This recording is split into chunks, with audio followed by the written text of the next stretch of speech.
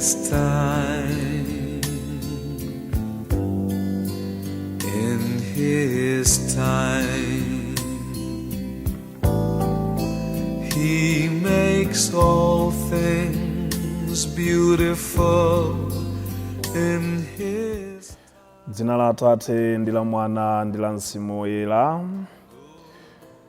Tikulandireni pano pa Tiyankhuleni Ambuye lero pa 10 January 2022 imene ndi lolemba. Sabata ino tikuyambapo tsopano nyengo za pachaka ndipo tili mu chaka C. Monga tidziwa bwino lomwe nthawi yonse tikamaliza ndi ubatizo wa Ambuye athu Yesu Khristu kumakhala kutsekera chaka cha Krismasi.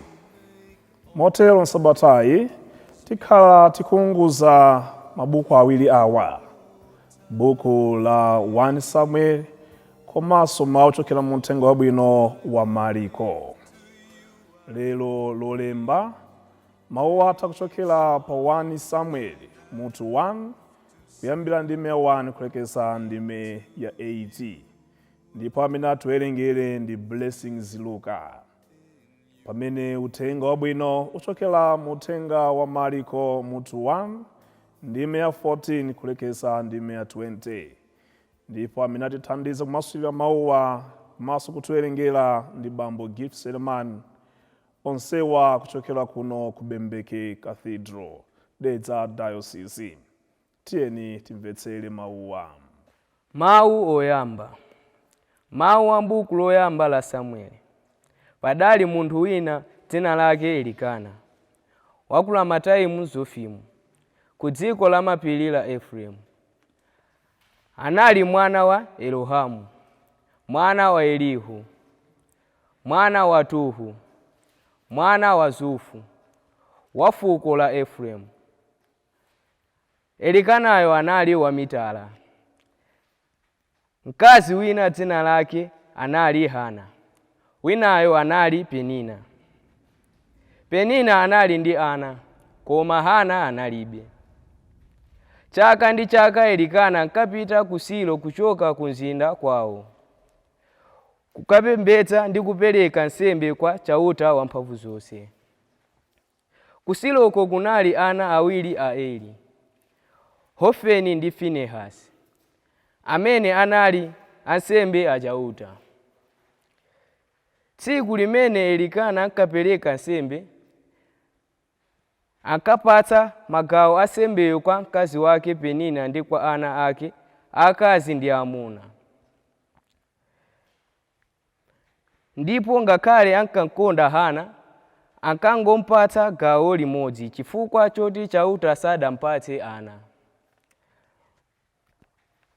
Tsono chifukwa choti chauta sadampatse ana, mkazi nzake uja ankangonyodola ndi kumpeputsa kuti ankwiyitse. Zimenezi zinkachitika chaka ndi chaka. Nthawi zonse akamapita ku nyumba ya chauta, mkazi nzakeyo ankamputa. N'chifukwa chake Hana ankangolira, ndiponso sankafuna kudya. Mwina Elikana mwamuna wake akamufunsa kuti, Hana, kodi watani? Apa ukulira ndi kuoneka wachisoni ndiponso sukufuna kudya? Kodi kwa iwe ine sindikuposa ana amuna 10? Mawu a Ambuye. Tithokoze Mulungu. Ambuye akhale nanu, akhalenso ndi mzimu wanu. Mawu a mu Uthenga Wabwino monga adalembera Mariko. Ulemu kwa inu Ambuye. Pa nthawi yomweyo Yohane uja ataponyedwa mndende, Yesu adapita ku Galileya akulalika Uthenga Wabwino onena za Mulungu. Ankati, nthawi yakwana, ufumu wa Mulungu wayandikira. Tembenukani mtima ndi kukhulupirira Uthenga Wabwinowu.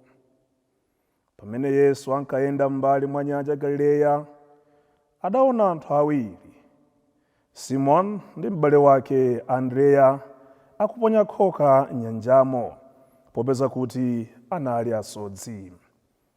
Yesu adawawuza kuti, inu munditsate, ndikakusandutseni asodzi a anthu. Pomwepo iwo adasiya makoka awo namutsatadi. Atapitirira pang'ono, Yesu adaona Yakobo ndi Yohane, ana a Zebedeyo.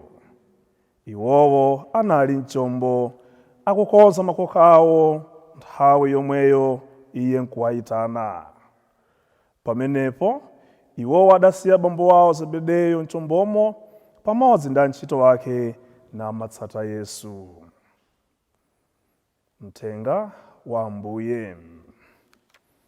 Ulemu kwa inu Ambuye Yesu Khristu.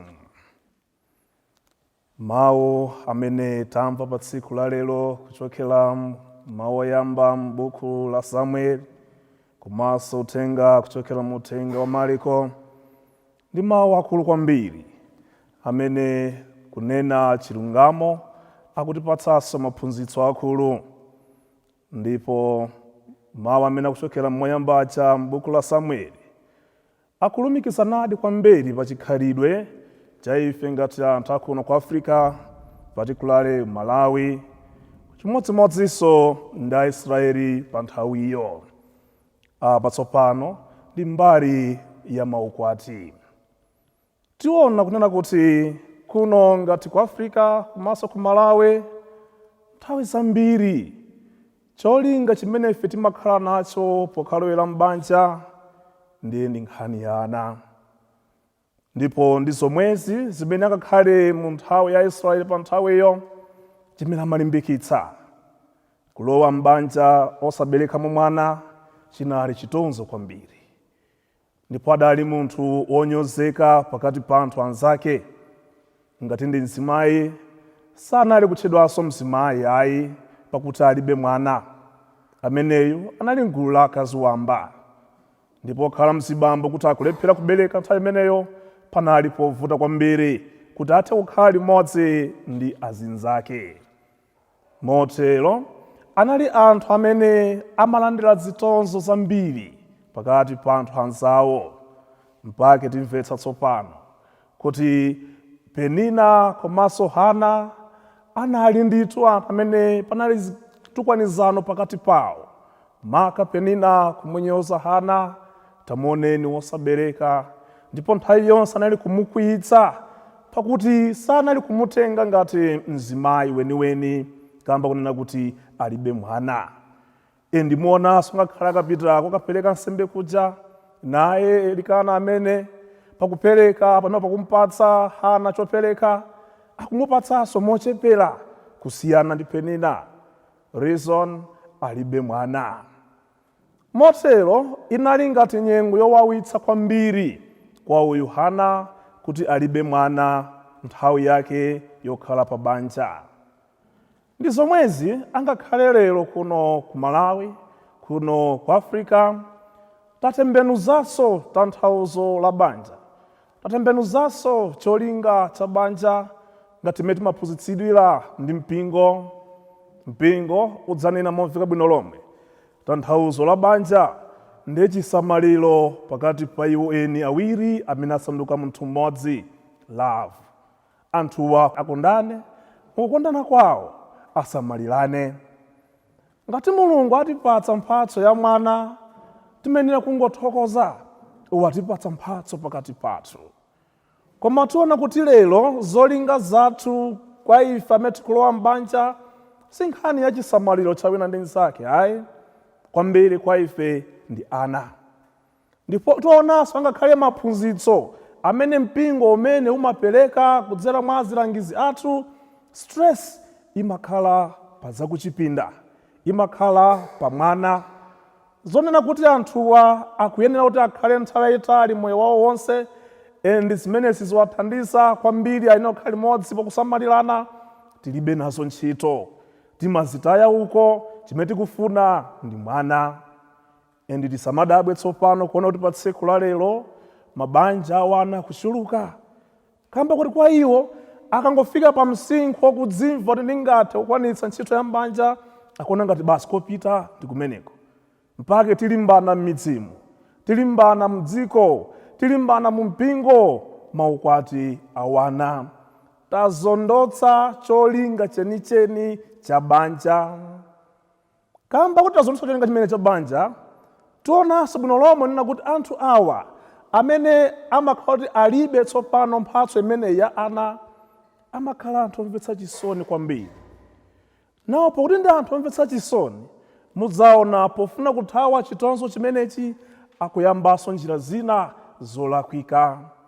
Mpaka tsopano iwomwewa adzayamba kupita mwa asing'anga, adzayamba kumwa mankhwala osiyanasiyana ati kufuna kusola, adzayamba kulowetsamo fesi mamuna wina kapena mkazi wina, adzachita china chilichonse chothekera cholinga apeze mphatso ya mwana.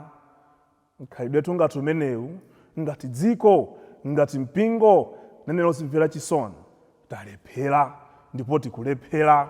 Tichitepo kanthu pakuti tikusocheretsa anthu ndi mentality yathu kapena maganizidwe athu a moyo wa banja. Koma pamene tikuona nkhani ya Samueli komanso nkhani ya Hana ndi Penina, Elikana, itithandize kwa onse amene ali pa banja, komanso ife tonse amene timathandizira kuti mabanja abwere pamodzi, kuti tithe kubweretsa chiphunzitso chenicheni cha tanthauzo la banja. Mwina pakutero nkukozako zinthu zina zimene zikuonongeka pa tsiku la lero. Kwa ife tonse ndi dzudzulo tsopano, amene tapotoza kamvetsedwe ka banja, amene tatembenuza tanthauzo la banja, stress nkuyika tsopano pa mwana, amene muzochitika zathu zonse timalimbana nkhani ya mwana, tinenera kudzibweza mbuyo. Ayi, tikuononga dziko, si umoyo woyenera umenewo, tikuwachimwitsa anthu ena, tikuwazunza anthu ena.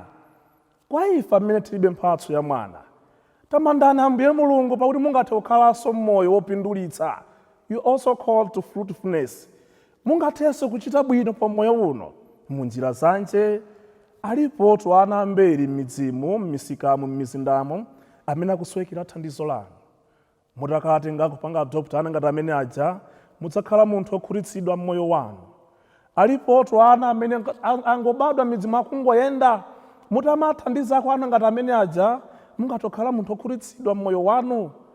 Alipo ndithu anthu osiyanasiyana amene akusowekera thandizo lanu. Inu mukhoza kukhala mdalitso kwa anthu ambiri, kandi mu mpingo mene mungathe kutumikira mwatoto moyo ndizo zimene Mulungu akupatsani. Sikuti kupanda mwana ndi chitonzo kuti mudzidzilirira, ayi. Yamikana Ambuye Mulungu, ndipo inu omwe muyesetse kuchita chothekera kuti mupindulirenso Mulungu yemweyo munjira zina. Muthenga wabwino tikulandiranso phunziro lina lachiwiri. Pamene tsopano tikuona Ambuye Mulungu apakungomva nena kuti Yohane wamangidwa, iwo tusakubwerera mbuyo wayi. Pompo akulowa tsopano mmodzi nayambapo kulalika. Zimene akulalika sikuti zisemphana kana zitsutsana ndi za Yohane, ayi, ndi zomwezo ndithu. Tiphunzirapo kusaopa mukulankhula chilungamo, angakhale kuti threat ndi yayikulu pa umoyo wathu. Ndipo muona kuti nkugwira ntchito kwawo tsopano akutengerapo anthu ena, akutengatu Simoni komanso Andreya, akutengatu Yakobo komanso Yohane. Ndipo tikuona changu chimene anthu amene ophunzira amenewa akuchionetsa, kungowayitana pompo ulendo kukambotsatira Ambuye Mulungu, ntchito amene akagwira yomweyo yofalitsa uthenga wabwino. Inunso tundine lero tingathe kukhala Simoni, tingathe kukhala Andreya, Yakobo komanso Yohane, pakulimba mtima kulalika uthenga wabwino, pakulimba mtima kutsogoza ufumu wa Ambuye Mulungu, pakulimba mtima kusiya zina zonse ndi kuyamba kuchita kufuna kwa Ambuye Mulungu, pakulimba mtima kudzudzula zolakwika. Mungathe kukhala Simoni alero kuchita kwanu kuja pakudzudzula ntchito yoyipa umene anzanu ali kuchita kumene kuja. Mungakhala Andreya tsiku la lero pakuonetsa kuti izo zimene muli nazo mukutumikira nazo Ambuye Mulungu. Mungathe kukhala Yakobo tsiku la lero pakukonzeka kusiya zina zonse makhalidwe onse akale kuyamba kutsatira Ambuye Mulungu. mungathe kukhala Yohane tsiku la lero pakudzipereka inu yense mwatoto moyo kwa Ambuye Mulungu. Tatiyeni pa tsiku la lero titaphunzira zona zake za mthenga wabwino potengera mautumiki athu. Tathandize anthu kuzindikira choona chenicheni moyo uno ndipo tichiyankhule molimba mtima. Ambuye akhale nanu, akhalenso ndi mzimu wanu. Akudalitseni Mulungu wamphamvu zonse, Atate ndi Mwana ndi Mzimu Woyera. Tsiku labwino kwa inu nonse. In His time, in His time, He makes all things beautiful in His time.